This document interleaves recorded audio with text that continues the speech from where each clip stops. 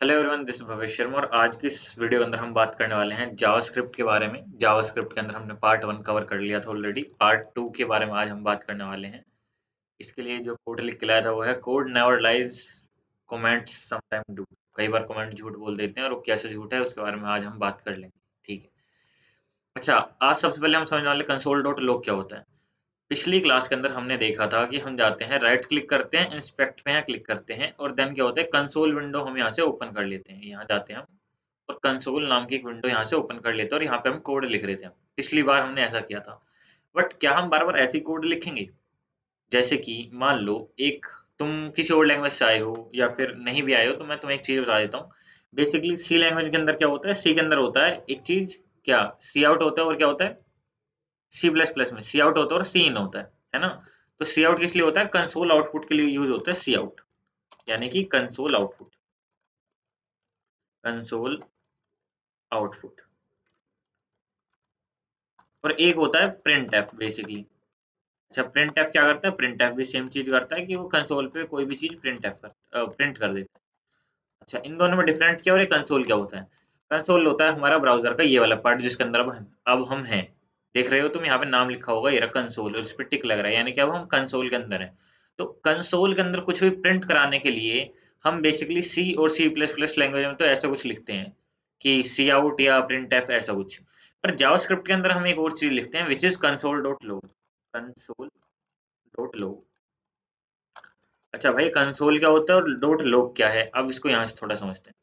Console का मतलब तो कंसोल ही है। इसको एक बार नीचे कर देता हूँ। कंसोल का मतलब तो कंसोल ही है जिसके अंदर अभी हम काम कर रहे हैं बेसिकली, यानी कि ये वाली विंडो, ये वाली जो विंडो है बराबर में जो खुल गई, ये हो गया कंसोल।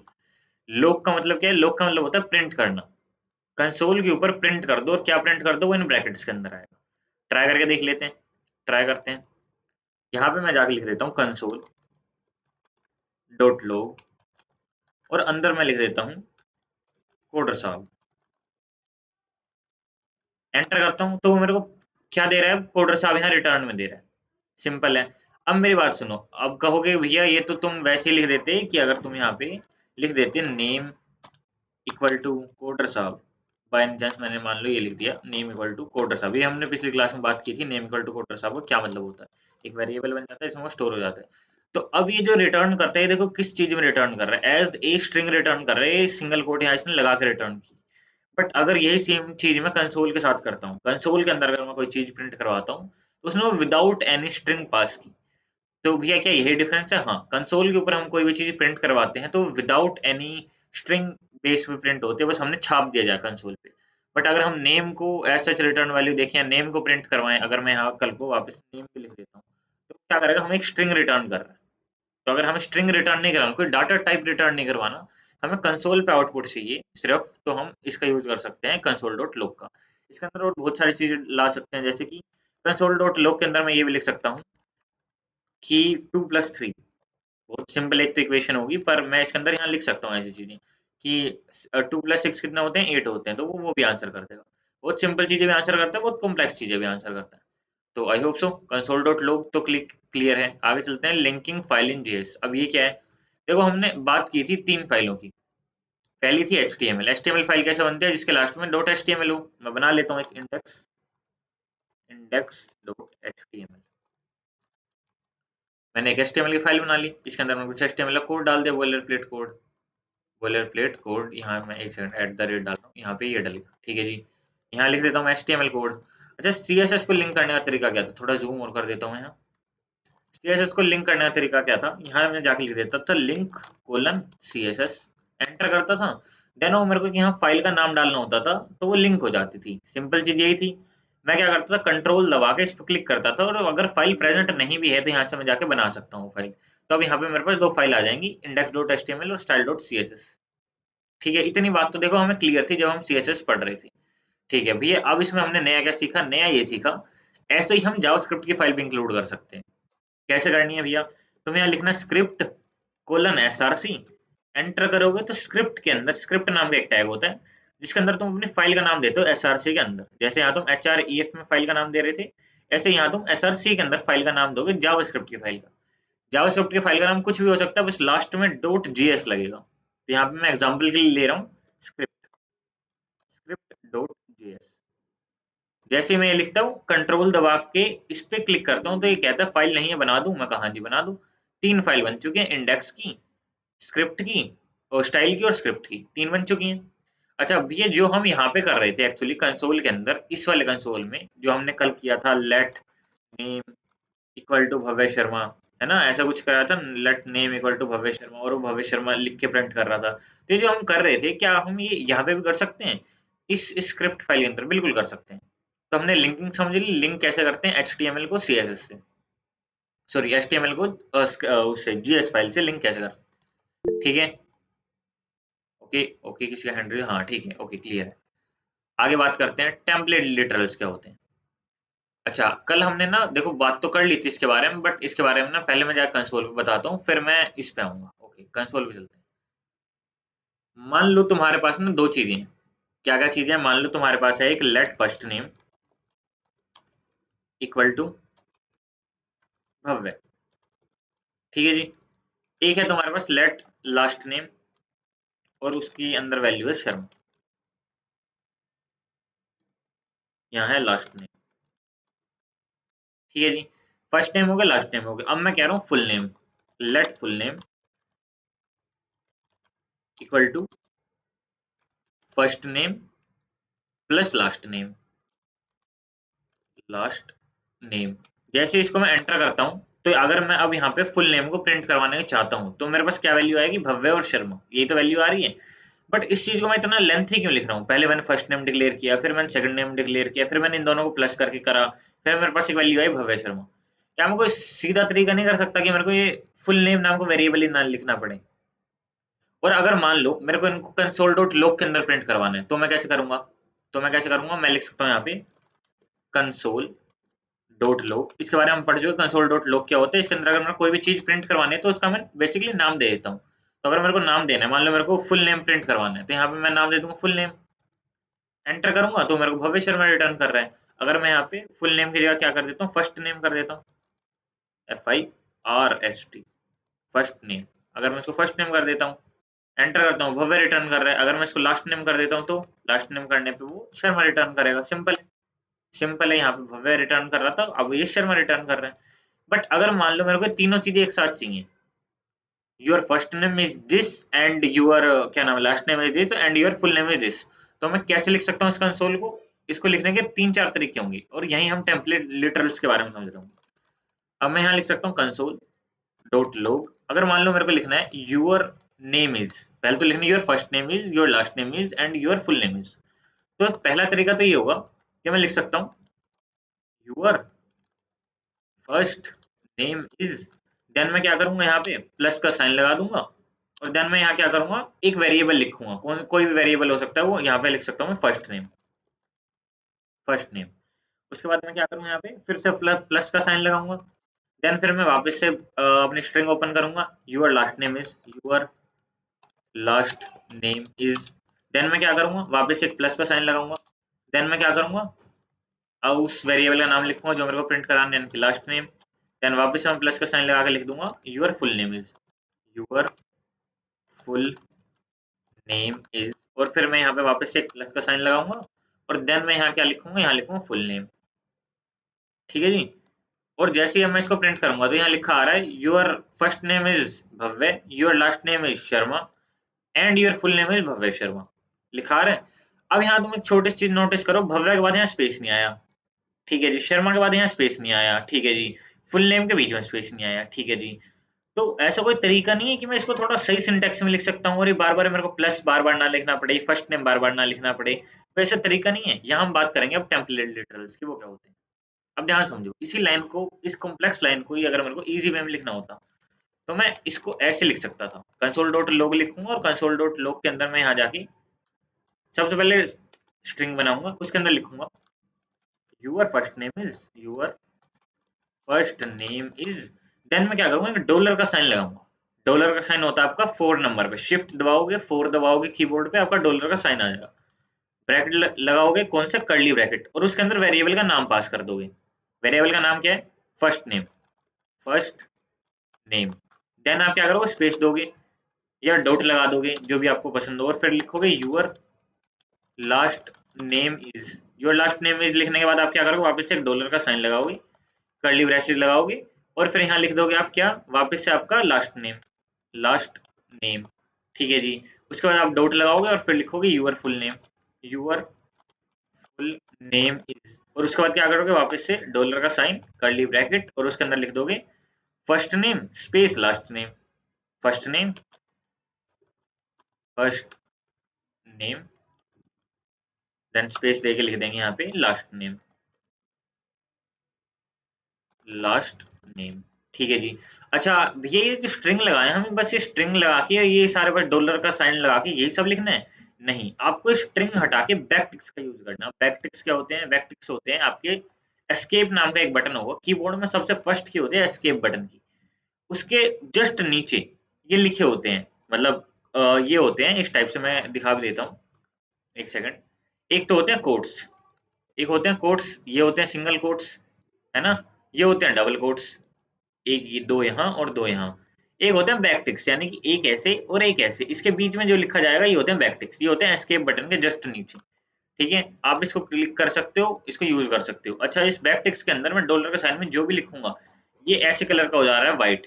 अच्छा, अब भैया अगर मैं इसको एंटर करके रन करता हूँ तो यहाँ पे मेरे पास वही सेम सिंटैक्स आ रहा है, योर फर्स्ट नेम इज भव्य, और अच्छे से आ रहा है, इस बार स्पेस भी आ रहा है, your first name is Bhavya, your last name is Sharma, and your full name is Bhavya Sharma, और भव्य शर्मा के बीच में भी स्पेस आ रहा है, क्योंकि मैंने यहाँ पे दो वेरिएबल के बीच में स्पेस दिया है। बट यहाँ अगर मैं फुल नेम लिख देता तो वो नहीं आता। क्या मेरी बात क्लियर हुई? लिटरल्स क्या होते हैं? लिटरल्स बेसिकली ये होते हैं, इस सिंगल कोट के अंदर, मतलब इस बैक टिक्स के अंदर हम किसी भी वेरिएबल को लिख सकते हैं, ऐसा डॉलर का साइन लगाएंगे और क्या करेंगे, कर्ली ब्रैकेट के अंदर जो भी हमें वेरिएबल का नाम डालना है वो लिख देंगे। मान लो यहाँ मेरे को डालना था फर्स्ट नेम, तो यहाँ मैं लिख सकता हूँ, और मेरी एक्चुअली राइटिंग खराब है तो मैं तो टेक्स्ट का यूज करूँ, तो यहाँ मैं लिख सकता हूँ फर्स्ट नेम। ठीक है जी। और उसके बाद क्या करूँगा, उसके बाद ये ब्रैकेट बंद कर देंगे, सिंपल एज दैट। ठीक है जी। और वो वेरिएबल वहाँ प्रिंट हो जाएगा। आगे चलते हैं, टेम्पलेट लिटरल्स के बारे में हमने बात कर ली, आगे है ऑपरेटर्स के बारे में बात करेंगे, अर्थमेटिक, यूनरी, असाइनमेंट, कंपैरिजन और लॉजिकल। अर्थमेटिक कौन से होते हैं?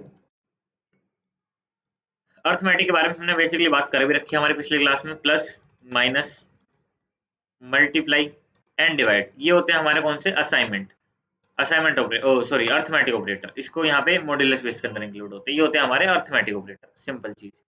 अच्छा, अर्थमेटिक ऑपरेटर के अंदर भैया वो ऑपरेटर आते हैं जिससे हम कोई कैलकुलेशन परफॉर्म करते हैं, वो क्या हमारे अर्थमेटिक ऑपरेटर।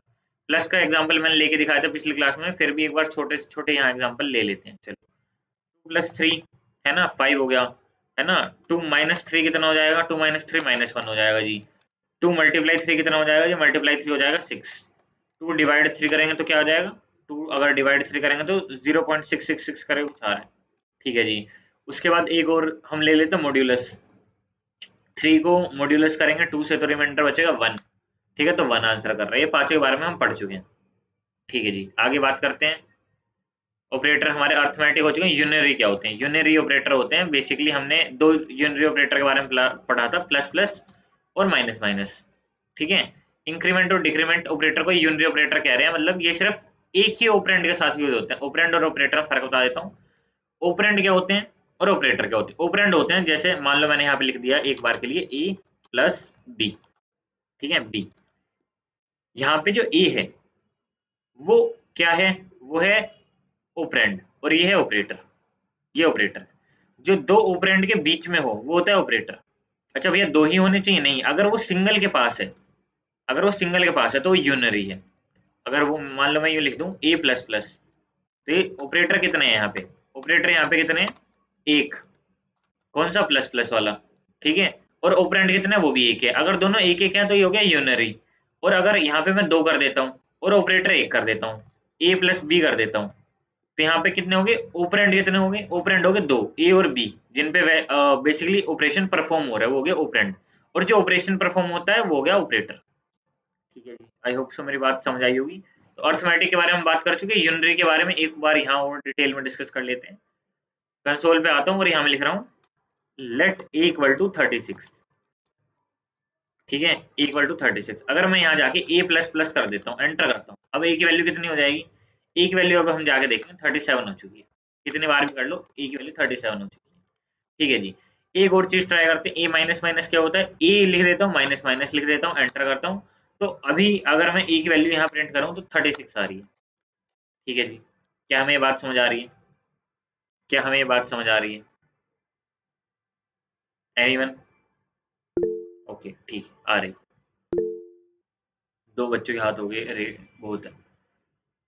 अच्छा, असाइनमेंट ऑपरेटर क्या होते हैं? असाइनमेंट के बारे में एक्चुअली हम बात कर चुके हैं। असाइनमेंट ऑपरेटर क्या होते हैं, तुम सी लैंग्वेज वगैरह में पढ़ चुके हो। जो मान लो कि एक ए है, तुम इसके अंदर ना कमेंट में आंसर लिख सकते हो इस चीज का। मान लो एक लेट कर लिया हमने, एक variable let A equal to num ले लेता हूँ, चलो लेट नम इक्वल टू 36। ठीक है जी, मैं इसके अंदर कह रहा हूँ कि num plus equal to 8। Answer क्या आएगा? आंसर क्या आएगा? सिंपल इस इक्वेशन को तोड़ के और बता देता हूँ मैं। भाई एक वेरिएबल है नम, उसकी वैल्यू है 36। मैं कह रहा हूँ कि जो पुरानी नम की वैल्यू थी ना, पुरानी नम की वैल्यू कितनी है 36, उसके अंदर प्लस कर दो कितने 8। कितने प्लस कर दो 8। 36 में 8 प्लस करेंगे कितना आ जाएगा? कितना आएगा? 44। जहां तक मेरी मैथ सही है तो यहाँ तक 44 आएगा। ठीक है जी। और इस इक्वल टू का क्या मतलब है भैया? फिर ये तो तुमने प्लस करा दिया, और जो भी आंसर आएगा जो 44 आया 8 प्लस करके, ये वापस से असाइन करके वैल्यू दे दो नम को। ये बेसिकली होता है असाइनमेंट ऑपरेटर का मतलब। क्या मेरी बात समझे? असाइनमेंट ऑपरेटर का मतलब क्या है? नम की वैल्यू क्या है 36। ठीक है जी, मैंने क्या कहा, नम की जो भी पुरानी वैल्यू है, नम की यहाँ पे वैल्यू कितनी है, यहाँ पे वैल्यू है नम की जो वैल्यू है वो है 36। एक साइड में यहाँ लिख देता हूँ 36। ठीक है जी, नम की वैल्यू जो पुरानी थी वो थी 36। ठीक है भैया, मैंने कहा कि इस 36 में प्लस कर दो कितने, 36 में प्लस कर दो कितने, प्लस कर दो 8 को प्लस कर दो। भैया कर दिए, कितने आ गए 44। जो प्लस करके वैल्यू आई उसको नम को असाइन कर दो वापस से, यानी नम की वैल्यू चेंज करके क्या कर दो जो अब आई है 36 में 8 प्लस करने के बाद, यानी कि 44। अच्छा भैया एक बार प्रैक्टिकल करके दिखा दो। प्रैक्टिकल करके दिखा देते हैं जी। Let num equal to 36। ठीक है जी, अब मैंने क्या कह दिया इसके अंदर, num plus equal to gap भी दे सकते हैं यहाँ पे, नम प्लस इक्वल टू 8। तब कितना आ जाएगा? वो मेरे को दे रहा है 44।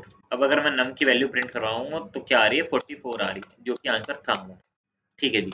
अच्छा भैया जैसे कि यहाँ प्लस की बात हुई, क्या हम प्लस की जगह यहाँ माइनस लगा सकते हैं? ऑफकोर्स सी बात है, अब यहाँ तो माइनस भी लगा सकते हो। माइनस करेंगे तो क्या होगा? माइनस करेंगे तो क्या होगा? 44 में से अगर तुम माइनस कर दोगे 8 को तो क्या हो जाएगा? वापस से 36 आ जाएगा। सही है। इसके अंदर से माइनस कर देंगे तो 28 आ जाएगा, इसके अंदर से भी कर देंगे तो 20 आ जाएगा। तो माइनस 8 कर सकते हैं। भैया मल्टीप्लाई भी होता है क्या कुछ इसमें? हाँ जी, मल्टीप्लाई भी होता है। मल्टीप्लाई कर लेते हैं। अगर मैं कह रहा हूँ नम की वैल्यू अभी कितनी है 20 है, मैं कह रहा हूँ 20 को मल्टीप्लाई कर दो 8 से, वैसे ज्यादा हो जाएगा पर कर दो, कोई बात नहीं। वो कह रहे हैं 160 इसका आंसर है, 20 को मल्टीप्लाई कर दो 8 से तो तुम्हारे पास आएगा 160। ठीक है जी, ट्राई कर सकते हो तुम, कैलकुलेटर खोल लेते हो यहाँ पे मैं। 20 मल्टीप्लाई 8 विच इज 160 आ भी रहा है यहाँ पे, देख सकते हो तुम। ठीक है जी। ओके, आगे हम बात करें, आगे हम बात करते हैं। यहाँ मल्टीप्लाई जैसे हुआ ऐसे ही हम यहाँ डिवाइड भी कर सकते हैं। डिवाइड का साइन लगाना हो तो यहाँ पे डिवाइड कर सकते हैं, सिंपल है। और मॉड्यूलस लगाना हो तो मॉड्यूलस भी कर सकते हैं। हम पांचों की पांचों चीजें यहाँ लगा सकते हैं जो हमने अर्ज यहाँ पढ़ी थी, ये वाली। ठीक है जी, आगे चलते हैं। हमारे पास यहाँ पे क्या क्या हो चुका है, कंपैरिजन पे आते हैं। चलो, कंपैरिजन के अंदर एक बहुत ही अच्छी चीज अब तुम्हें करनी है बेसिकली। अब यहाँ पे तुम्हारे पास आंसर आए, कंपैरिजन के अंदर हमारे पास ये वैल्यूज होती हैं, इन सारी चीजों को यूज कर सकते हैं हम इन ऑपरेटर्स को कंपैरिजन करने के लिए। एग्जांपल के तौर पर बताता हूँ। मैं कह रहा हूँ कि 5 जो है वो क्या है, ग्रेटर देन है किससे? 8 से। तो ट्रू है फॉल्स है? वो बता रहा है कि भाई फॉल्स है, 5 जो है वो छोटा है 8 से, बड़ा नहीं है। ठीक है, लेस देन हो गया और ग्रेटर देन हो गया। अब लेस देन करूंगा तो क्या दे देगा? ट्रू दे देगा। सही बात है, ओके। तो इससे मेरे को एक बात तो यहाँ क्लियर होगी, क्या क्लियर होगी भाई? कि कंपैरिजन ऑपरेटर हमेशा या तो देंगे ट्रू या देंगे वो फॉल्स, इनमें से कोई एक वैल्यू देंगे। तो कंपैरिजन ऑपरेटर हमेशा इन दोनों में से कोई एक वैल्यू देते हैं, या तो वो ट्रू देते हैं या फॉल्स देते हैं। कि 5 अगर ग्रेटर देन है 8 से तो कुछ काम करो। मैंने उनको यूं कहा कि 5 अगर ग्रेटर देन है 8 से, उन्होंने दिया फॉल्स। अगर वो फॉल्स देंगे तो वो काम नहीं होगा, अगर वो ट्रू दे देंगे तो काम हो जाएगा। ठीक है जी, हमने लेस देन, हमने ग्रेटर देन पढ़ लिया, हमने लेस देन पढ़ लिया, अब पढ़ते हैं ग्रेटर देन इक्वल टू। अच्छा, इसको समझने के लिए सबसे पहले हमें देखना पड़ेगा कि ग्रेटर देन का क्या फायदा है। अगर मैं कह रहा हूँ 5 जो है ग्रेटर देन है किससे? 5 से, तो वो कह रहा है फॉल्स। पर यार 5 और 5 तो बराबर है ना, तो ना कोई छोटा है ना कोई बड़ा है, तो तुम फॉल्स कैसे दे रहे हो, ट्रू देना चाहिए तुम्हें। इसी के लिए हम यूज करते हैं यहाँ पे इक्वल टू का, ग्रेटर देन और इक्वल टू जैसे ही तुम लगा दोगे तो वो ट्रू देगा कि भाई बराबर भी हो या बड़ा हो तो तुम ट्रू दो, वरना क्या दो, वरना तुम फॉल्स दो। ठीक है जी। ऐसे ही आता है less than equal to, I hope so greater than बता दिया तो लेस देन तुम कर लोगे। डबल इक्वल टू क्या होता है, डबल इक्वल टू होता है कि मान लो मैंने कहा 5 इक्वल इक्वल टू 5, 5 5 के बराबर है, बिल्कुल इक्वल हो जाएगा तो वो देगा ट्रू। अगर मैंने 5 को 6 के बराबर कर दिया तो वो दे देगा फॉल्स। और अगर इसी 5 को मैंने 5 के बराबर तो कर दिया बट ऐसे इसको एक स्ट्रिंग में डाल दिया तो वो दे रहा है अभी ट्रू। ठीक है, उसको फर्क नहीं पड़ता स्ट्रिंग में किसी भी चीज में, पर वो ट्रू रिटर्न करेगा क्योंकि ये 5 है और ये भी 5 है। बात ये है 5 और 5 होना चाहिए, साफ बात ये। ठीक है जी। नॉट इक्वल टू क्या है, नॉट इक्वल टू इस इक्वल टू का अपोजिट होता है। मैं कह रहा हूँ 5 अगर इक्वल इक्वल है 5 के तो वो दे रहे ट्रू, और इसी को अगर मैं चेंज कर दूंगा 5 अगर नॉट इक्वल टू है 5 के तो वो देगा फॉल्स। मतलब जहां पे इक्वल इक्वल ट्रू देगा वहां पे नॉट इक्वल टू फॉल्स देगा, सिंपल सी चीज है। ठीक है जी। अगले पे आते हैं, अगला है main important triple equal to, JavaScript का सबसे मेन फीचर। अगर अब तुम्हें याद हो, अभी हमने थोड़ी देर पहले अभी क्या किया था, 5 को इक्वल इक्वल किया था 5 से, जबकि वो एक स्ट्रिंग है और वो एक इंटीजर है, तब भी वो ट्रू रिटर्न कर रहा था। बट मेरे को ना एक स्ट्रिक्ट चेक चाहिए कि भाई बेशक ना तुम दोनों के वैल्यू सेम हो, 5 और 5 हो, पर तू इंटीजर है तू स्ट्रिंग है, तो इससे अच्छा चेक करने के लिए मैं लगा सकता हूँ ट्रिपल इक्वल टू कि भाई दोनों की ना वैल्यू के साथ साथ डाटा टाइप भी सेम हो। ये इंटीजर है तो ये भी इंटीजर ही होना चाहिए। जैसे ही मैं ये लिख के एंटर करूंगा तो वो रिटर्न कर रहा है मेरे को फॉल्स। ठीक है। वैसे वो क्या रिटर्न कर रहा था, अगर मैं डबल इक्वल टू वाली बात करता हूँ तो वो मेरे को रिटर्न क्या कर रहा था, ट्रू। इसका मेन लॉजिक होता है कि अगर 3 इक्वल टू है तो उसका डाटा टाइप भी चेक करेगा, 3 इक्वल टू नहीं है तो वो सिर्फ वैल्यू चेक करेगा। ठीक है जी। ये भी हमने क्लियर कर लिए हैं जितने भी थे। आगे चलें, आगे चलते हैं। लॉजिकल ऑपरेटर क्या होते हैं, लॉजिकल ऑपरेटर की हमें यहाँ टेबल समझनी पड़ेगी। टेबल बना लेते हैं, छोटी सी टेबल बना लेते हैं, ज्यादा बड़ी नहीं, छोटी सी एक टेबल बनेगी।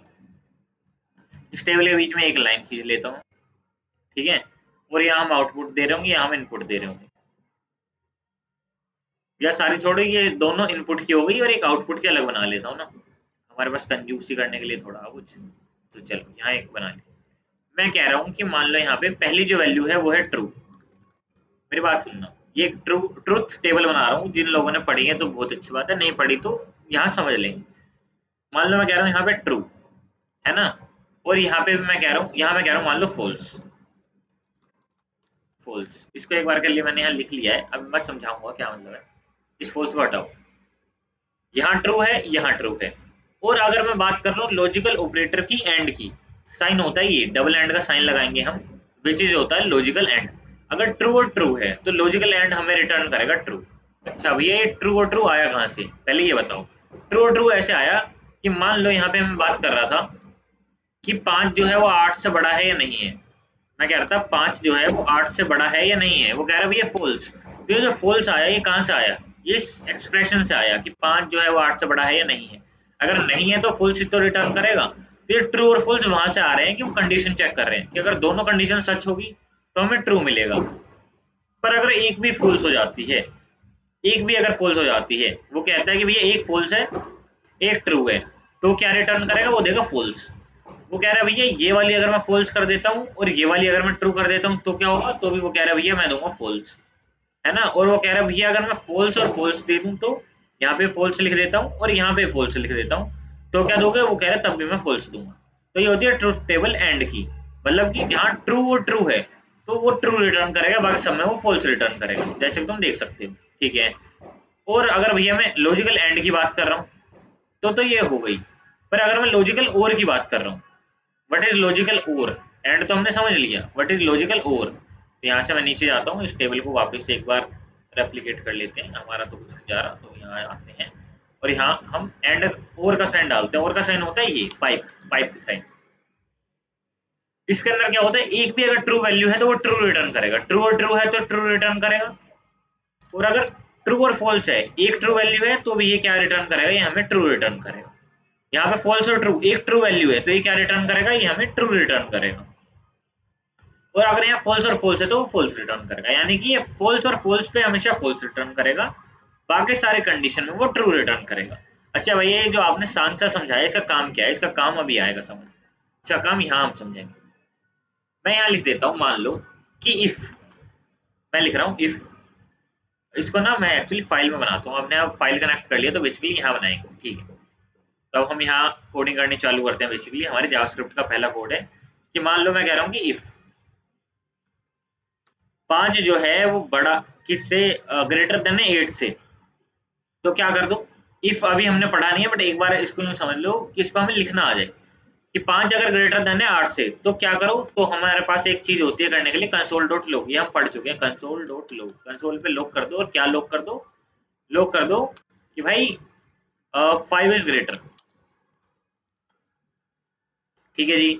और अगर इसी को मैं एक और चीज में लिख देता हूँ एल्स में, इसके बारे में पढ़ेंगे इफ और एल्स क्या होता है। तो यहाँ पे मैं कह रहा हूँ कि अगर ऐसा नहीं होता तो एक और चीज लॉग कर दो, और वो क्या है, 8 इज ग्रेटर, ठीक है जी। मैं जाकर चेक करता हूँ हमारी index dot file, index dot HTML file को मैं लाइव सर्वर पे ओपन करता हूँ, और मैं इसे कंसोल खोलूंगा, कंसोल विंडो खोलूंगा बेसिकली। इसको मैंने यहाँ ओपन कर लिया है और वो रन हो गया है, और इसकी मैं कंसोल विंडो खोलूंगा। कंसोल विंडो पे आ चुका हूँ, और वो मेरे को दे रहे 8 इज ग्रेटर। क्यों दे रहे हैं? क्योंकि भाई 5 जो है वो 8 से बड़ा नहीं है, यानी कि ये वाली स्टेटमेंट एग्जीक्यूट नहीं हुई। कौन सी हुई? 8 इज ग्रेटर, यानी 8 इज ग्रेटर वाली। ये क्यों एग्जीक्यूट हुई? क्योंकि भाई ये वाली जो कंडीशन है वो सच हो गई, ठीक है जी। इतनी बात मेरे को क्लियर हो रही है। हम अब हम आगे चल सकते हैं कि लॉजिकल ऑपरेटर के अंदर एंड का क्या यूज है। एंड का क्या यूज है? एंड का ये यूज है, मान लो भाई ये कंडीशन सच तो हो रही है। मान लो कि मैं कह रहा हूँ कि 11 इज ग्रेटर देन 8, तो वहां मेरे को क्या मिलेगा? वहां मेरे को मिलेगा 5 इज ग्रेटर मिल रहा है जी ऑलरेडी। अच्छी बात है, 5 इज ग्रेटर यानी ये वाली स्टेटमेंट एग्जीक्यूट हो रही है। बट अगर मैं यहाँ पे एंड एंड लगा के और लिख दूँ, एक और कंडीशन दे देता हूँ मैं, एंड लगाता हूँ और लिख देता हूँ कि भाई 5 जो ग्रेटर है, 5 जो है वो ग्रेटर है 8 से, तो अब ये वाली जो कंडीशन है ये तो दे रही है ट्रू, ये तो दे रही है ट्रू, बट ये दे रही है फॉल्स। और एंड टेबल के अंदर अभी हमने पढ़ा था, एंड टेबल के अंदर अभी हमने पढ़ा था यहाँ से कि भाई अगर ट्रू और ट्रू देगी वो, तो ही वो वापस से रिटर्न ट्रू करेगा, वरना वो सब में फॉल्स रिटर्न करेगा। यानी कि ये वाली लाइन एग्जीक्यूट नहीं होगी, क्योंकि ये वाली लाइन फॉल्स रिटर्न कर रही है। चेक करते हैं, वो दे रहा है मेरे को 8 इज ग्रेटर। 8 इज ग्रेटर कहाँ लिखा हुआ है? यहाँ लिखा हुआ है इस वाली लाइन में, यानी कि ये वाली लाइन एग्जीक्यूट नहीं हुई है। साफ सीधी बात है। तो हमने इसको देख लिया कि अगर एंड लगा हुआ है, बेसिकली एंड ऑपरेटर है, तो हम क्या करेंगे कि ये और ये दोनों चीजें सच होनी चाहिए। बट अगर यहाँ मैं और लगा देता हूँ, और का साइन होता है डबल 5 का, और अगर मैं लगा देता हूँ तो वो मेरे को दे रहा है 5 इज ग्रेटर। ये क्यों दे रहा है? क्योंकि हमने और टेबल के अंदर पढ़ा था, और टेबल के अंदर कि भाई एक भी ट्रू होगा, एक सिंगल भी यहाँ ट्रू हो या यहाँ ट्रू हो या दोनों ही ट्रू हो, तो दोनों इन तीनों केसेस में वो ट्रू रिटर्न करेगा।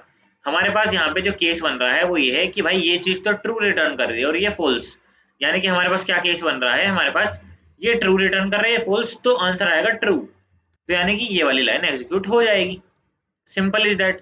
तो हमने पढ़ लिया लॉजिकल एंड और लॉजिकल और ऑपरेटर। और लॉजिकल नोट क्या होता है? लॉजिकल नोट भी एक ऑपरेटर होता है, उसके बारे में बता देता हूँ। वो बहुत ही ज्यादा सिंपल ऑपरेटर है, वो बहुत ही ज्यादा सिंपल ऑपरेटर है, और वो इतना ज्यादा सिंपल है कि उसको समझने के लिए मेरे को आउटपुट टेबल भी नहीं बनानी पड़ेगी, इसी में हो जाएगा। मान लो कि अगर ट्रू है, मान लो कि अगर ट्रू दिया, यूजर ने ट्रू दिया, तो उसको पलट के कर देगा फॉल्स। और अगर यूजर ने फॉल्स दिया तो उसको पलट के कर देगा ट्रू। और ये कौन सी टेबल होती है? वो होती है नोट टेबल। नोट का साइन होता है ये, ठीक है जी, नोट का साइन होता है ये। तो बिल्कुल सेम है एंड और की तरह, इसके अंदर तुम नोट भी यूज कर सकते हो। आगे चलते हैं, आगे चलते हैं। एस्काई वैल्यू क्या होती है? एस्काई वैल्यू के बारे में हम थोड़ा सा हम पढ़ने वाले हैं। जो हमारे लेटर्स होते हैं ना, एबीसीडी, एबीसीडी जो होती है, पहले तो हम उसको कंप्यूटर की लैंग्वेज में लिख देते हैं A to Z which is small letters, और A to Z which is capital letter, ठीक है जी। स्मॉल लेटर के जो ए टू जेड है, स्मॉल लेटर का जो ए टू जेड है उसके बारे में बात कर रहा हूँ मैं। स्मॉल ए, यहाँ लिखता हूँ एक बार, स्मॉल जो ए है उसकी वैल्यू जो है हमारे कंप्यूटर ने डिफाइन कर रखी है विच इज 65। अच्छा भैया, फिर स्मॉल बी की वैल्यू क्या होगी? कोई गैस करेगा स्मॉल बी की वैल्यू क्या होगी? स्मॉल बी की वैल्यू क्या होगी? बिल्कुल चेंज कर दो, एक यहाँ से बढ़ा दो 66, और ये हो जाएगा हमारा क्या? बी। अच्छा भैया, सी की वैल्यू क्या होगी फिर? सी की वैल्यू बिल्कुल सेम हो जाएगी इसी की तरह, यानी कि 67, और ये कितनी हो जाएगी? हो जाएगी सी, ये हो जाएगी सी। ठीक है, क्या मेरी बात समझ रहे हो? जैसे जैसे हम यहाँ पे लेटर बढ़ा रहे हैं ए बी सी, वैसे वैसे हमारे क्या बढ़ रहे हैं, नंबर बढ़ रहे हैं 65 66 67। ठीक है जी। ए टू जेड ये वाला जो भैया पेस है, ये क्या है, ये क्या है, ये उल्टा होता है। एक्चुअली यहाँ ना कैपिटल आएगा, एक सेकंड यहाँ मैं कैपिटल कर देता हूँ, A capital B and capital C. ठीक है, अब मैं इसी को ना रेप्लिकेट कर लूंगा, इसी को यहाँ से मैं रेप्लिकेट कर लेता हूँ और यहाँ पे लिख देता हूँ small, small A small B small C, small A small B small C. Small A B C की जो वैल्यू स्टार्ट होती है वो होती है 97 से स्टार्ट होती है और बढ़ती जाती है 98 और ये होगी 99। और कल को अगर डी आ जाता है तो डी की जो वैल्यू क्या होगी, वो डी की वैल्यू होगी 100। साफ सीधी बात है, डी की वैल्यू 100 होगी। ठीक है जी, तो हमने एस्काई वैल्यू को समझ लिया। एस्काई वैल्यू क्या होती है, कैपिटल ए की वैल्यू होती है 65, स्मॉल ए की वैल्यू होती है 97 और एक एक इंक्रीज होती जाती है जैसे हमारी एबीसीडी बढ़ रही है, इसे हम कह रहे हैं एस्काई वैल्यू। क्या भैया स्पेस, स्पेस जो होता है हमारे कीबोर्ड में, इसमें भी कोई एस्काई वैल्यू है? हाँ जी, इसकी एस्काई वैल्यू है विच इज 32। अच्छा, हर एक की कोई ना कोई एस्काई वैल्यू होती है, हाँ, हर एक लेटर की, हर एक सिंबल की कोई एक एस्काई वैल्यू होती है, हम उसको जाके पढ़ सकते हैं। ASCII ASCII value MDN, MDN हम वहाँ सर्च करेंगे बेसिकली एस्काई वैल्यू MDN, और MDN की वेबसाइट पे जाके मैं तुम्हें दिखा भी देता हूँ। एस्काई की वैल्यू बहुत सारी होती हैं बेसिकली। एस्काई वैल्यू जो है, एक बार मैं देख लेता हूँ यहाँ पे, करेक्टर एनकोडेड है, हम जाते हैं विकिपीडिया पे। एस्काई वैल्यू का ये पूरा चार्ट है। एस्काई वैल्यू को यहाँ से तुम समझ सकते हो। इस चार्ट को मैं नेक्स्ट पेज पे ओपन कर लेता हूँ, ये रहा। ये जो चार्ट है इसके अंदर लिखा है कि कैसे कैसे एस्काई की वैल्यू निकलती है बेसिकली। ये पूरा का पूरा चार्ट है, तुम पढ़ सकते हो इसको। अगर ये चीज़ समझ नहीं आती तो सबसे बेस्ट जो तरीका है मैं तुम्हें वो बता देता हूँ। सबसे बेस्ट तरीका तुम्हारे पास ये है, तुम जा सकते हो, एक सेकंड में यूनिकोड पे आ जाता हूँ, तुम जा सकते हो गूगल पे और गूगल पे सर्च कर सकते हो कि what is the ASCII value of A, what is the ASCII value of A, दे दो, बी दे दो या सी दे दो। ए दे दूंगा तो वो बता देगा मेरे को 97 होती है। ठीक है, बड़े ए की वो बता रहे हैं 65 होती है ऑलरेडी। ठीक है, अगर मैं यहाँ लिख देता हूँ स्पेस की, स्पेस की स्काई वैल्यू ऑफ स्पेस, तो वो बता रहे हैं मेरे को 32। जिसकी भी तुम्हें स्काई वैल्यू जाननी है डायरेक्ट सर्च करो और आ जाएगी। अच्छा भैया, ये तुमने स्काई वैल्यू क्यों समझाया? क्योंकि जब तुम एक नंबर को स्ट्रिंग के साथ कभी भी कंपेयर करोगे, STRING, और जब भी हम सॉर्टिंग करेंगे आगे, कभी सॉर्टिंग करेंगे तो जावास्क्रिप्ट में जो भी सॉर्टिंग होती है वो स्काई वैल्यू के ऊपर होती है। तो मैं तुम्हें ऑलरेडी प्रिपेयर करके चल रहा हूँ कि स्काई वैल्यू क्या होती है, वो मैं यहाँ ऑलरेडी बता चुका। ठीक है जी, स्काई वैल्यू के बारे में हम पढ़ चुके हैं। आगे चलते हैं इफ एल्स के बारे में। इफ एल्स का एग्जांपल जस्ट हमने यहीं लिया, ये इफ एल्स का एग्जांपल है।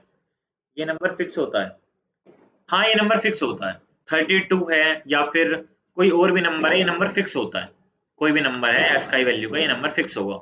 ए का जो वैल्यू है वो 97 है। वो कैसे पता चलेगी, उसके लिए मेरे पास एक जुगाड़ है। जुगाड़ क्या, जुगाड़ बताता हूँ, रुको तुम्हें। मैं यहाँ चलता हूँ और मैं ना, एक चीज होती है यहाँ पे स्ट्रिंग नाम से, स्ट्रिंग नाम से एक चीज होगी, स्ट्रिंग नाम से, और इसके अंदर मान लो मैं दे देता हूँ 65, 65। एक काम करते हैं, इंटीजर बनाते हैं ना, इंटीजर बनाते हैं, इंट INTEGER।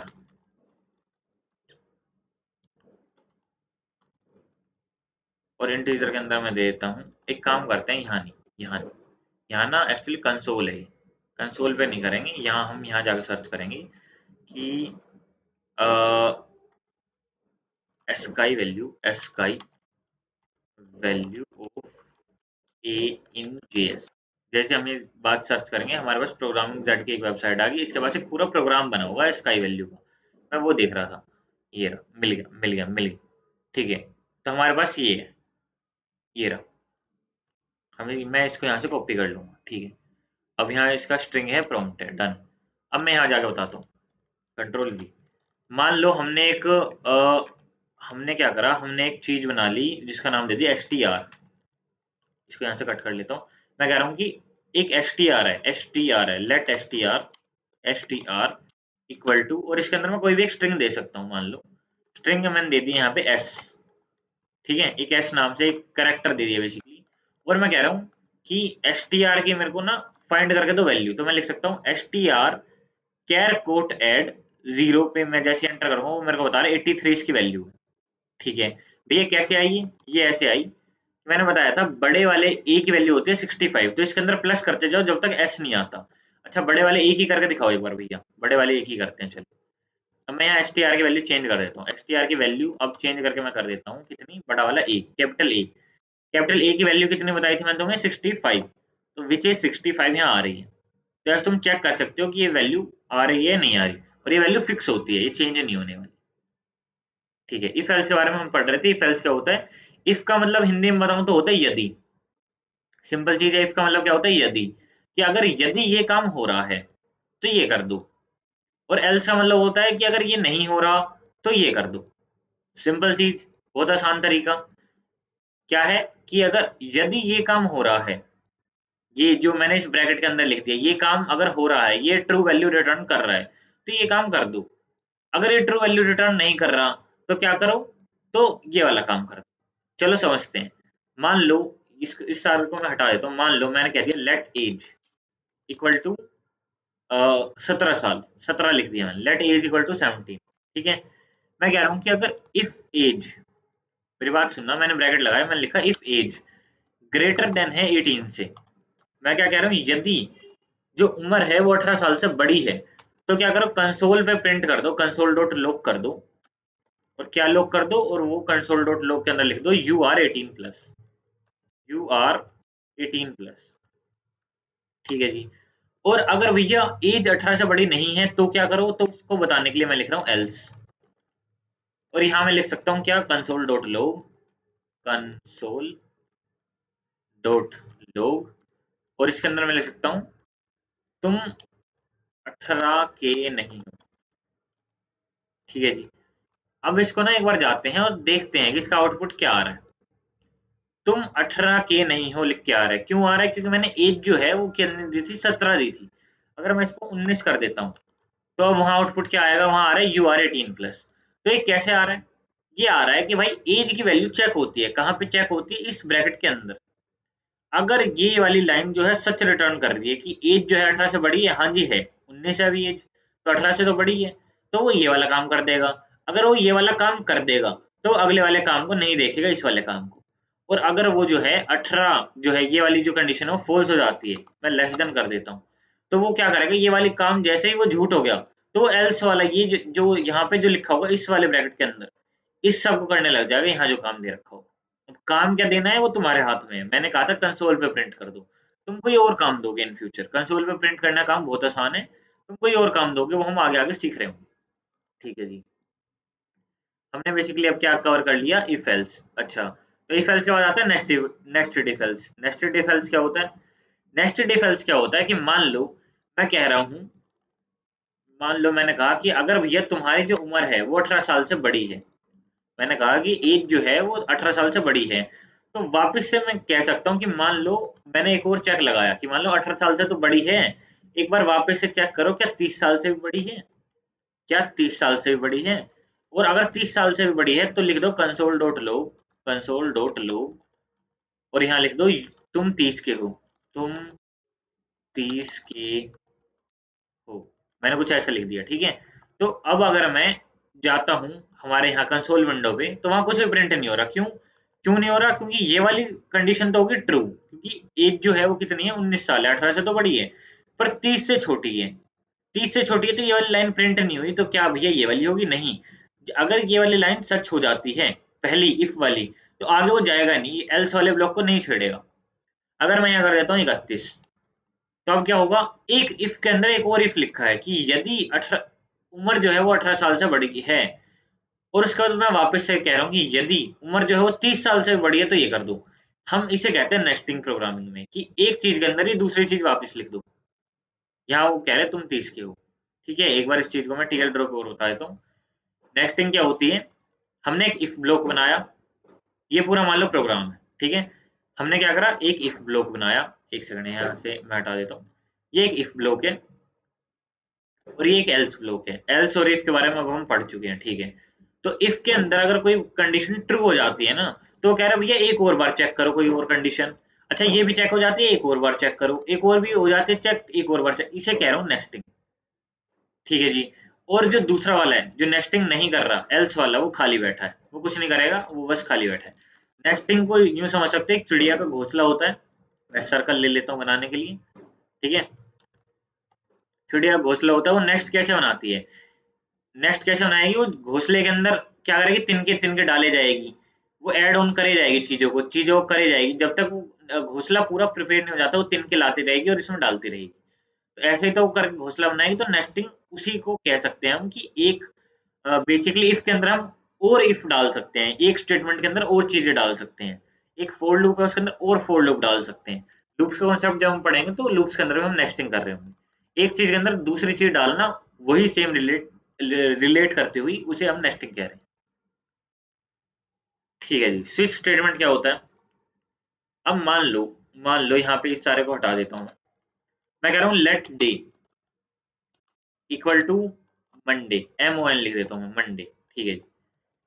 अगर मेरे को इफ एल्स से चेक करना हो कि मंडे है तो प्रिंट कर दे कि मंडे है, तो मैं क्या करूंगा कि मैं लिखूंगा सबसे पहले डे, कि अगर वैल्यू मंडे है, MON मंडे है, तो क्या करो, कंसोल डॉट लॉग कर दो।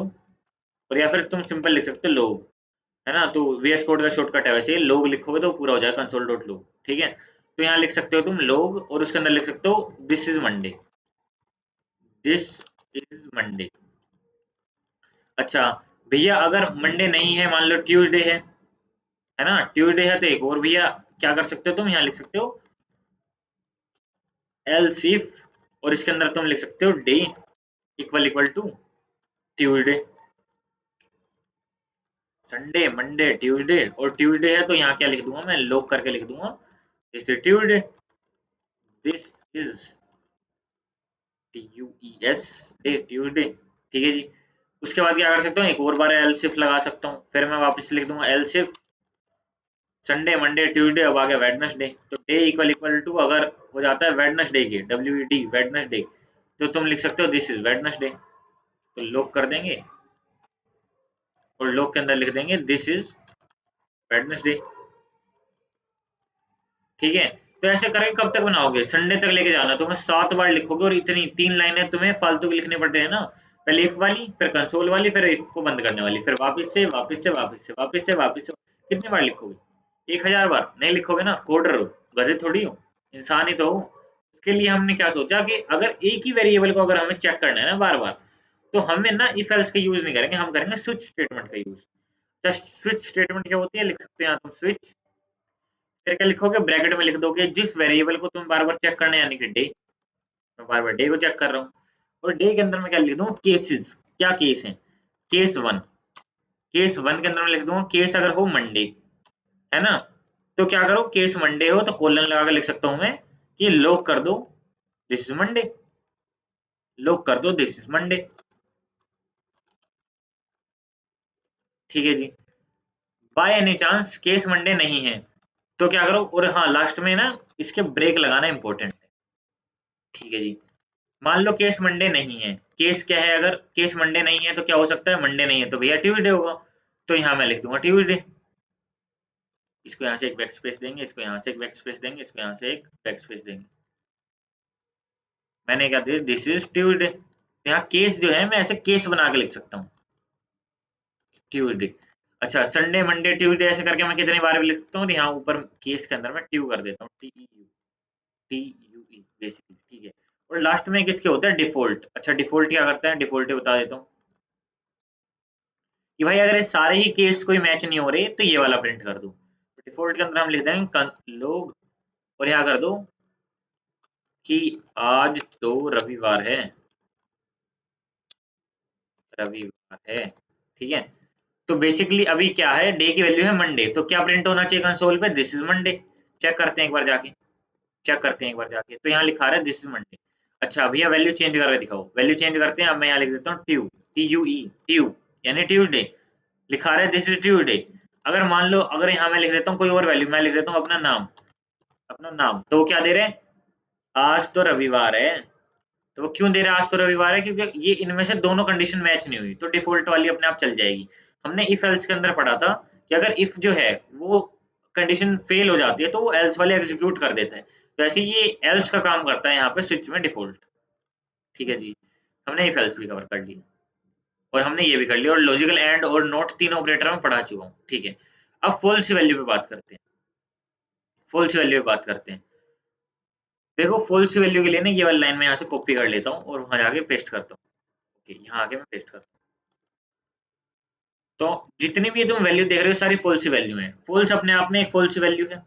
फॉल्स अपने आप में एक फॉल्स वैल्यू है, यानी फॉल्स देता है वो। जीरो का मतलब फॉल्स होता है, माइनस जीरो का मतलब भी फॉल्स होता है, जीरो एन का मतलब भी फॉल्स होता है। ठीक है जी। अगर तुमने खाली एम्प्टी स्ट्रिंग दे दी, डबल कोट लगाया, डबल कोट बंद कर दिए, which is also return you false. ठीक है जी। नल का मतलब भी फॉल्स होता है, अनडिफाइंड का मतलब भी फॉल्स होता है, नैन नॉट ए नंबर इसका मतलब भी फॉल्स होता है। बाकी जितनी भी चीजें हैं जावास्क्रिप्ट में वो सारी की सारी ट्रू है। अब ट्रू और फॉल्स के बारे में हम ऊपर पढ़ चुके हैं कि टेबल होती है, एंड और नोट होता है ना, एंड टेबल ये होती है और टेबल ये होती है। तो true false I hope so clear है। तो मैंने यहाँ ऊपर ऊपर से यहाँ बता दिया कि ये सारी चीजें होती हैं फॉल्स, बाकी सब जावास्क्रिप्ट में ट्रू रिटर्न करते हैं। ठीक है जी। अगर हम इफ के अंदर लिख देते हैं ना, इफ के अंदर if day equal to false तो उसका मतलब फॉल्स है, if day equal to zero उसका मतलब फॉल्स है, day equal to minus zero उसका मतलब फॉल्स है, day equal to empty string इसका मतलब फॉल्स है। ठीक है जी। तो ये सारी चीजें हमने पढ़ ली। स्विच के स्टेटमेंट हमने पढ़ लिया। अब लास्ट आज का टॉपिक रह रहा है अलर्ट और प्रॉम्प्ट, फिर हम करेंगे क्लास को खत्म। अलर्ट और प्रॉम्प्ट क्या होते हैं इसको समझने के लिए हम जाते हैं यहाँ पे और इस पूरी की पूरी फाइल को यहाँ से क्लियर करके यहाँ लिखते हैं। मान लो मैं लिख देता हूँ अलर्ट और मैं लिख देता हूँ अपना नाम बताएं। अपना नाम बताएं। ठीक है, अपना नाम बताएं। तो वहां जाएंगे हम, अगर हम ब्राउज़र पे जाएँगे तो देखो मेरे को ऊपर से कुछ ना लिख के आ रहा है। क्या लिख के आ रहा है? जैसे मैं रिफ्रेश करूँगा, अपना नाम बताएँ लिख के आ रहा है। अच्छा भैया कहीं नाम बताने के लिए तो बोल ही नहीं रहा, कहीं कोई इनपुट तो ले ही नहीं रहे हैं मेरे से, बस यहाँ लिख के आ रहा है अपना नाम बताएँ। ठीक है, मान लो अगर तुम्हें किसी वेबसाइट के अंदर ऊपर जाके तुम्हारी खुद की कोई वेबसाइट है और कोई यूज़र आया और तुम्हें उसको कोई धमकी देनी है ना? तो तुम धमकी कैसे दे सकते हो? एक अलर्ट देना है, तुम्हें कैसे दे सकते हो अलर्ट? मैं लिख रहा हूँ चला जा यहाँ से, चला जा यहाँ से। जैसे ही मैंने ये बात लिखी, मैं जाता हूँ मेरी वेबसाइट पे और मैं इसको एंटर करके जैसे ही रिफ्रेश करूंगा तो वहां मेरे पास लिखा है चला जाए यहाँ से। तो कोई इनपुट थोड़ी ले रहा हूँ मैं, उसको मैं कोई या तो सजेशन दे रहा हूँ, उसको कोई मैं बात बता रहा हूँ या धमकी दे रहा हूँ, कुछ भी ऐसी चीज कर रहा हूँ जिस तरह मेरे को उसको बतानी है, उससे कोई इनपुट नहीं ले रहा। तो मैं अलर्ट्स का यूज करूंगा, अलर्ट लिखूंगा, अलर्ट के डबल कोट के अंदर मैं वैल्यू लिख दूंगा जो मेरे को पास करनी है और वो वहां पे जाके प्रिंट हो जाएगी। Simple is that. अच्छा प्रॉम्प्ट क्या होता है भैया? प्रॉम्प्ट होता है इसके उल्टी चीज।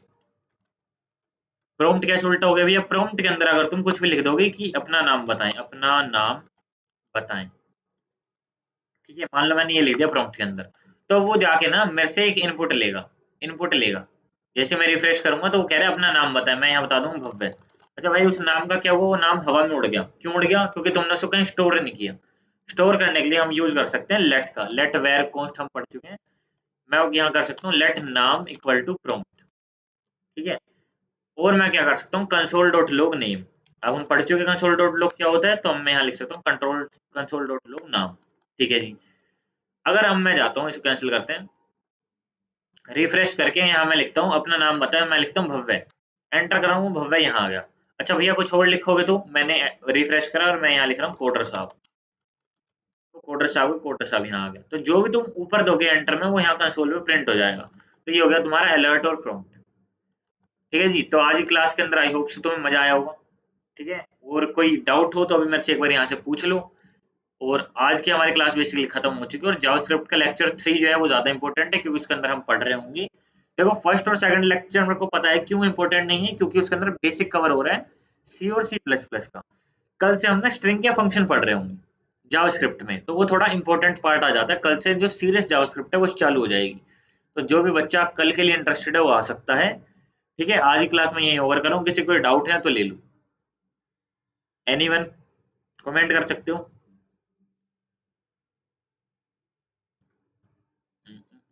कोई अभी तक कमेंट नहीं आया, आई होप सो डाउट नहीं है, तो मैं रिकॉर्डिंग अभी बंद कर रहा हूँ।